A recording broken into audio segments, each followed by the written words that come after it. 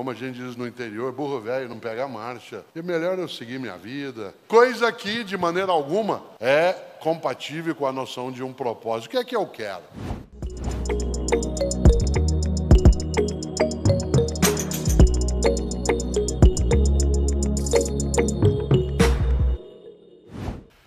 Uma das coisas mais belas que vem à tona é quando nós pensamos numa expressão trazida um dia, fortemente por um grande rabino judaico chamado Rabino Hillel. O Rabino Hillel do século I, uma das pessoas que mais influenciou o pensamento daquilo que é a formação original do cristianismo. Uma das frases do Rabino Hillel é repetida a exaustão, com toda razão, dentro do cristianismo e fora, que é a regra de ouro: nunca faça a outra pessoa aquilo que você não queira que façam a você. Nunca faça a outra pessoa aquilo que você não queira que façam a você, que é algo que até parece um pouco um haikai. Haikai, como sabem, é um modo especial de poema nipônico. Pessoas como nós, que nascemos em Londrina, Londrina, minha cidade de origem, eu moro em São Paulo há 55 anos, mas eu sou caipira de Londrina, sou pé vermelho autêntico, que é o nome que nós daquela região nos damos. E Londrina, 1/3 da população de Londrina, quando eu nasci, era nipônica, era de japoneses vindos diretamente do Japão, era o I6. Não era nem Nisei, logo de sequência eram os meus vizinhos. Mas essa primeira geração trouxe também alguns modos de fazer poema muito diferentes. Um deles, o haikai. Haikai. Eu gosto demais do haikai porque ele é um poema curto, com poucas sílabas, 5, 7, 5, mas que tem que trazer toda a ideia e não precisa rimar. Inclusive porque a escrita nipônica ela não é alfabética como a nossa, Ela é ideogramática, então a ideia de rima ela fica um pouco estranha, a menos que você faça a versão fonética daquilo. E o Brasil tem vários grandes produtores de haikai. Um deles, um conterrâneo meu, paranaense, que é Paulo Leminski, só que de Curitiba.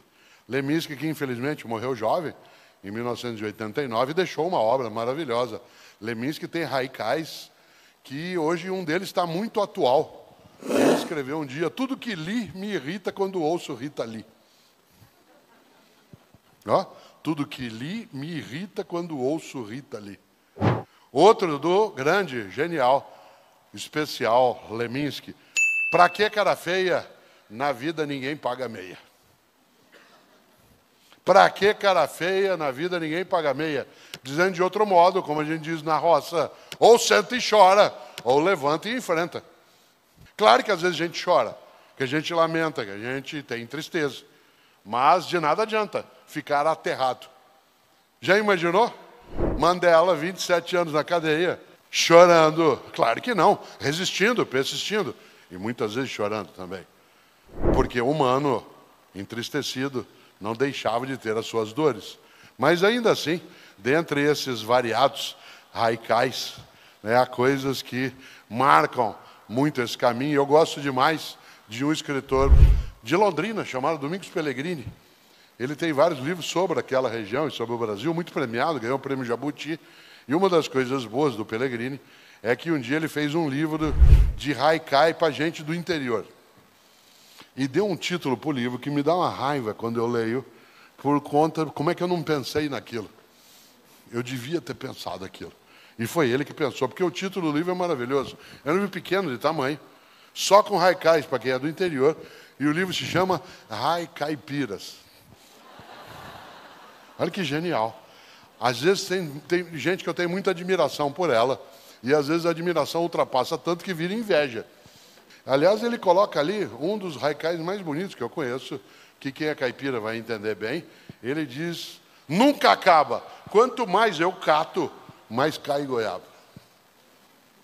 Essa vida intensa que vai diretamente. E aí quando eu lembro das coisas que o mundo do interior pode trazer, e ao mesmo tempo aquilo que é o nosso caminho de pensar, como é que a gente ganha vida? Como é que você e eu temos o nosso propósito? Será que o propósito do menino Cortella, Mário Sérgio, que é o meu primeiro nome, nascido em Londrina, era fazer o quê? Claro, uma das coisas que eu sempre tive como intenção foi a parte de contato, de comunicação, mas eu me tornei professor. O ano que vem eu vou fazer 50 anos de magistério. meio século, porque eu comecei a dar aulas quando eu estava no segundo ano da universidade fazendo filosofia. E é gostoso, né, quando a gente lembra o quanto que a ideia do Rabino Hillel, eu só fui vê-la, essa ideia, quando eu comecei no magistério, apresentado por um colega meu, né, da PUC de São Paulo, onde eu fiquei 35 anos, que era um estudioso das formas de escrita rabínica. E lá o Rabino Hillel me mostrou, fez algo assemelhado a um haikai, quando ele disse: se eu não for por mim, quem o será? Mas, se eu for só por mim, que serei eu? Se não agora, quando? Olha que inteligência. Se eu não for por mim, quem o será? Ou seja, a iniciativa, o protagonismo, a capacidade de buscar. Mas a segunda parte também é importante. Mas se eu for só por mim, que serei eu? Terceira, a noção de oportunidade. Se não agora, quando?